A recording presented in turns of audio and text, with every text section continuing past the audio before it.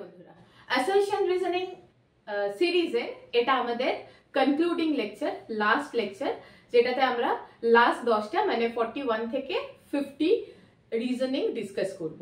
তো অলরেডি আমরা 40টা ডিসকাস করে নিয়েছি। তো দেখতেই পাচ্ছ তোমরা কি স্লাইডে আমার অলরেডি রেডি আছে সব discussion. So let's start with 41। কি বলছে দেখো, primary amines has higher boiling point than tertiary amine. Primary amine, চলো একটা প্রাইমারি অ্যামাইন একে নেওয়া যাক। এটাকে আমি বলতে পারি 1 ডিগ্রি অ্যামিন, ঠিক আছে। 3 ডিগ্রি অ্যামিনে কি হবে না, নাইট্রোজেনের সঙ্গে তিনটেই আর থাকবে। টারশিয়ারি অ্যামিন মানে কি হবে না, নাইট্রোজেন তিনটেই আর গ্রুপের সঙ্গে অ্যাটাচ থাকবে আর এটা একটার সঙ্গে অ্যাটাচ থাকবে। তো বলছে এর বয়লিং পয়েন্ট বেশি, মানে boiling point of A is greater than B। তো আমাদের এটা জাস্টিফাই করতে হবে কেন। তো কেন জাস্টিফাই করতে হবে, দেখো এখানে কি বলেছিলাম আমি লাস্ট লেকচার, যদি দেখে থাকো তোমরা বুঝতে পারবে কি ফোন, ফ্লোরিন, অক্সিজেন, নাইট্রোজেন, এই এলিমেন্ট গুলোর সঙ্গে যে হাইড্রোজেন অ্যাটাচ থাকে সেই হাইড্রোজেনটা হচ্ছে অ্যাক্টিভ হাইড্রোজেন, যে H বন্ডিং এও পার্টিসিপেট করতে পারে। তো H বন্ডিং এ পার্টিসিপেট যদি করে তাহলে কি হবে, একটা এক্সট্রা অ্যাসোসিয়েশন হয়ে যাবে। সেই এক্সট্রা অ্যাসোসিয়েশনকে ব্রেক করতে গেলে কি হবে, এক্সট্রা এনার্জি লাগবে, তার মানে বয়লিং পয়েন্ট বেড়ে যাবে। এবার দেখো এখানে কিন্তু এইরকম হাইড্রোজেন আছে যে H বন্ডিং করতে পারবে। তো আমি এখানে ইন শর্ট কি লিখতে পারি, intermolecular H bonding is possible, intermolecular H bonding possible হবে। কিন্তু এখানে এরকম কোনো হাইড্রোজেন না থাকার দরুন এরা কি করবে না, নো H বন্ডিং, মানে এর কাছে কোনো এক্সট্রা অ্যাসোসিয়েশন থাকবে না, তাই বয়লিং পয়েন্ট কি হয়ে যাবে, 3 ডিগ্রির কম হবে, 1 ডিগ্রির বেশি হবে। এটা নাম দিয়েও প্রশ্ন আসতে পারে, তোমরা নিশ্চয়ই করে দেবে। CN bond length in aniline is shorter than that of methylamine। আচ্ছা, অ্যানিলিন দেখা যাক কি হয়েছে, অ্যানিলিন এরকম দেখতে আর মিথাইলামিন কি রকম দেখতে, এরকম দেখতে। তো সেম দেখো, সেম যেটা ফেনলে আমরা করেছিলাম, এইটা কি হবে না, এটা রেজোনেন্সে আছে।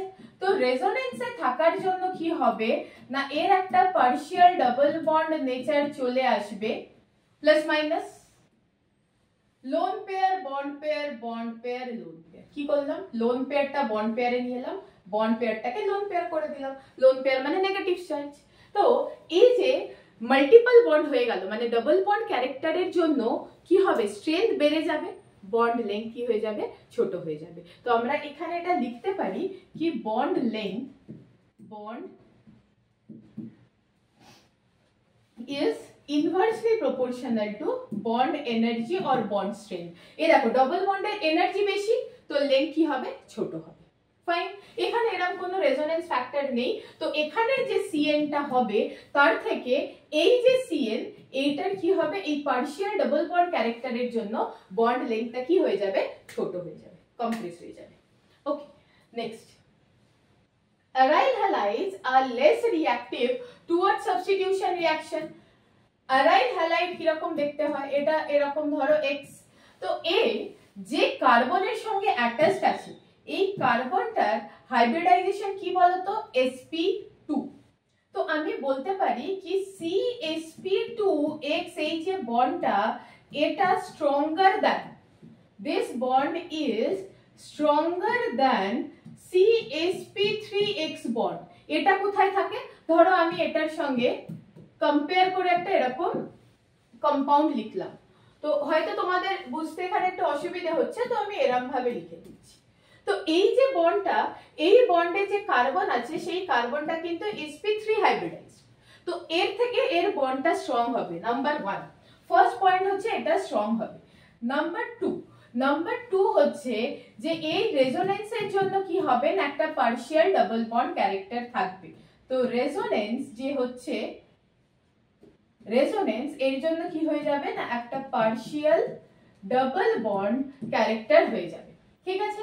আর 3 নম্বর হচ্ছে যে যদি এটা somehow SN1 করেও ফেলে, তো যে ফিনাইল ক্যাটায়নটা তৈরি হবে, this is very unstable. This is very unstable. So somehow ও যদি ফিনাইল প্যাটার্নটা তৈরি করেও ফেলে তো সেটা আনস্টেবল হয়ে যাবে। বোঝা গেল? তো এই সমস্ত রিজনের জন্য যে কোনো একটা রিজন আসতে পারে, সবকটা জানতে হবে।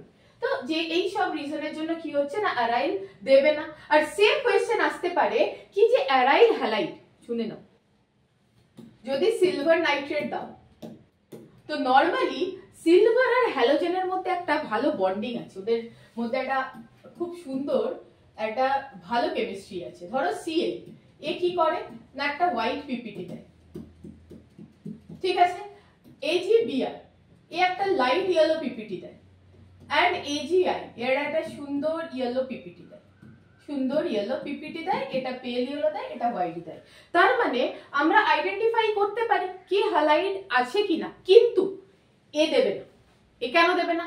আরে এর সঙ্গে বন্ডিং করে বসে আছে, তাই সিলভারের সঙ্গেও যাবে না। তো এরা সিলভার নাইট্রেটের সঙ্গে কিন্তু এ প্রেসিপিটেট দেবে না, কিন্তু এ দিয়ে দেবে, এ দিয়ে দেবে 3 ডিগ্রি।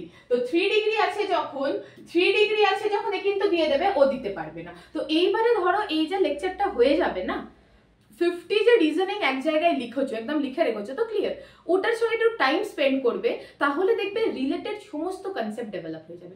রিলেটেড যে কোনো কোয়েশ্চেন তৈরি হবেই তোমার থেকে, একদম হয়ে যাবে। নেক্সট,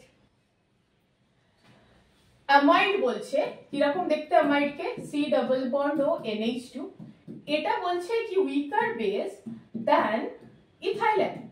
তো আবার ওই সবই যা বলছি কি বলতো, সমস্ত রিজন যেগুলো আসছে এগুলো সব আসছে রেজোনেন্স থেকে। এ কি বলছে, এই যে এর সঙ্গে কি করছে, রেজোনেন্স করছে। তো রেজোনেটিং স্ট্রাকচারটা কিরকম দেখতে হবে, CH3CO ডাবল বন্ড NH2। তো এই আছে রেজোনেন্সে। তো রেজোনেন্সে থাকার জন্য কি হচ্ছে না এর প্রোটনেশন রেটটা কমে যাচ্ছে, আর এ একদম ফ্রি বসে আছে, ঠিক আছে। তো ফ্রি বসে আছে, তো একে ডাকলেই চলে যাবে, যদি প্রোটন আসে বা কোনো লিউইস অ্যাসিড আসে ইজিলি রিঅ্যাকশন করতে পারবে। তার মানে রিজন কি হবে না, due to resonance lone pair is less available for প্রোটনেশন।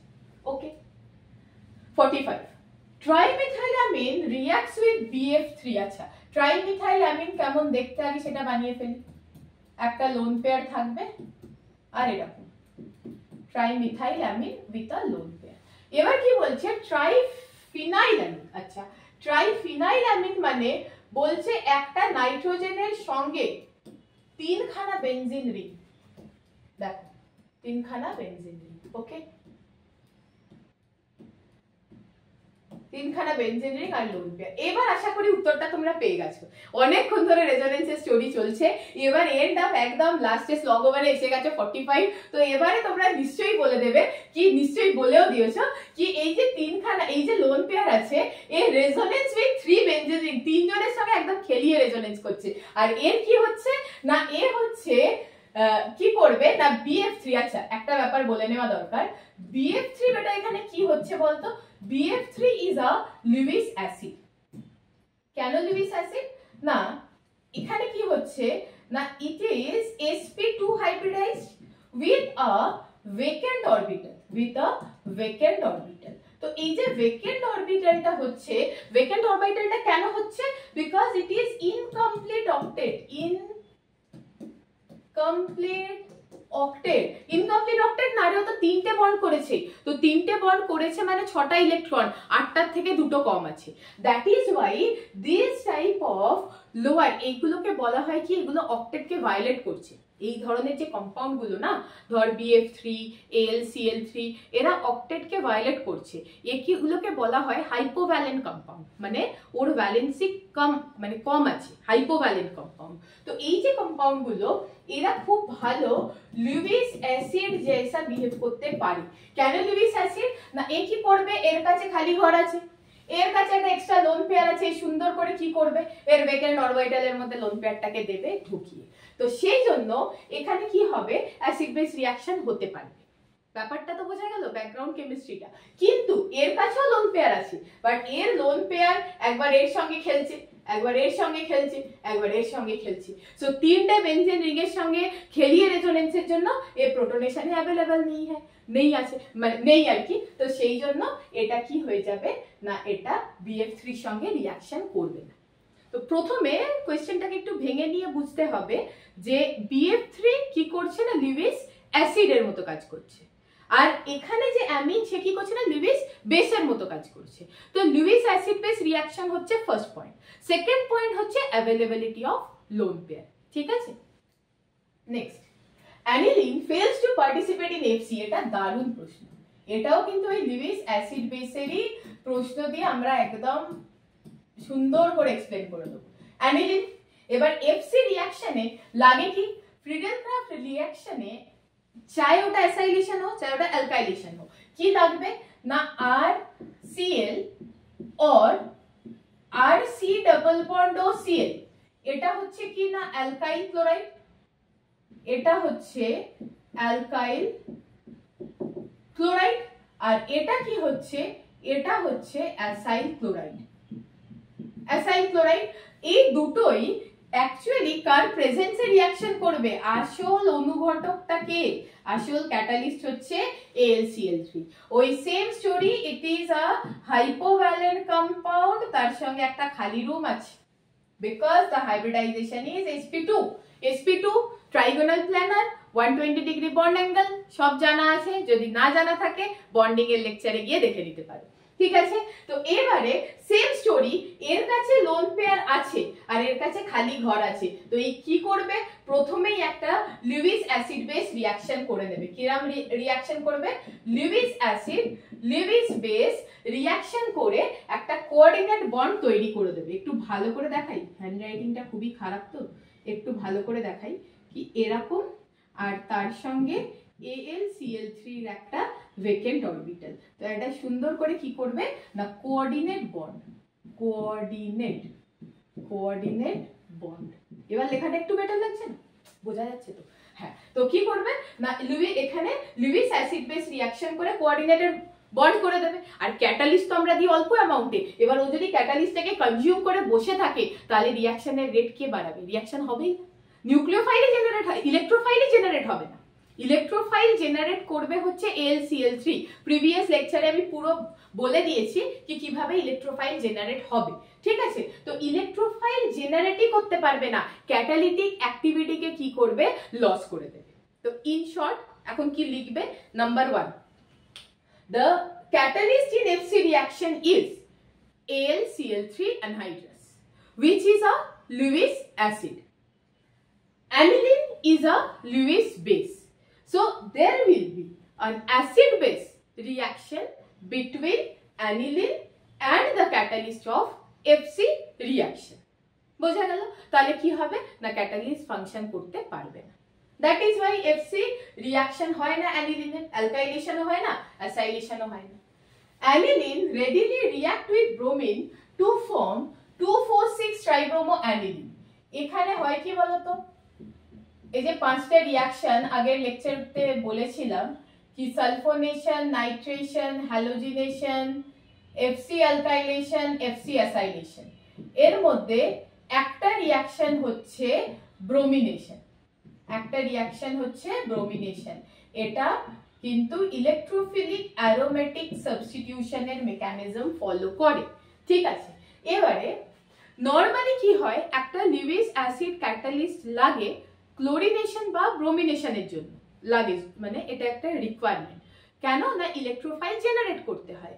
কিন্তু এখানে এই যে বললাম একটা হাইপার অ্যাক্টিভ বাচ্চা বসে আছে, এ কি করবে, বেনজিন রিং এর রিঅ্যাক্টিভিটিকে দেবে বাড়িয়ে। তো বেনজিন রিং এর রিঅ্যাক্টিভিটি যখন বেড়ে যাবে তো ব্রোমিন ওয়াটারের প্রেজেন্সে এ কি করবে না একদম তিনটে যে কটা পসিবল পজিশন আছে, কেন মেটাতে তো যেতে পারবে না, এর কাছে পসিবিলিটি আছে অর্থো অ্যান্ড প্যারা, তো দুটো অর্থো অ্যান্ড একটা প্যারা, তিনটেতেই ব্রোমিনেশন করে দেবে। তার রিজন কি হবে, strong প্লাসার effect of NH2।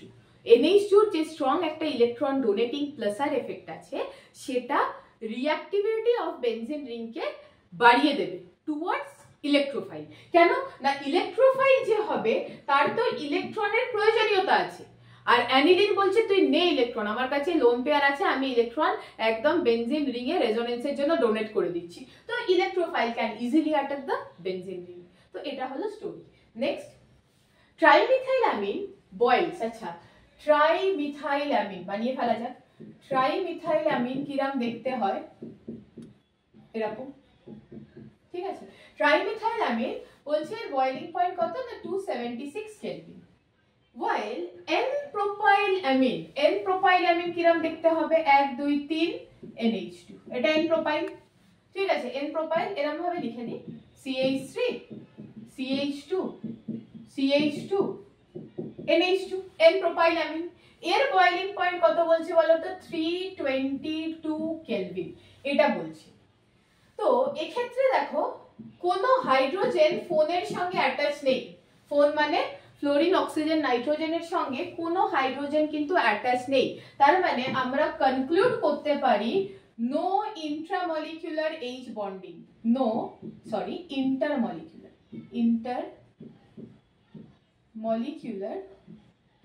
H bonding, এটা আমরা কনক্লুড করতে পারি।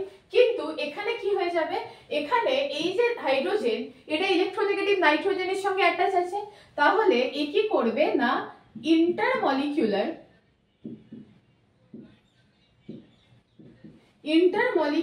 H বন্ডিং করবে।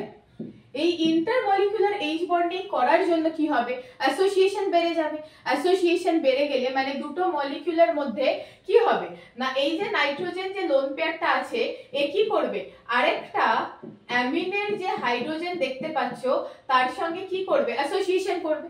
তো এই অ্যাসোসিয়েশনটার জন্য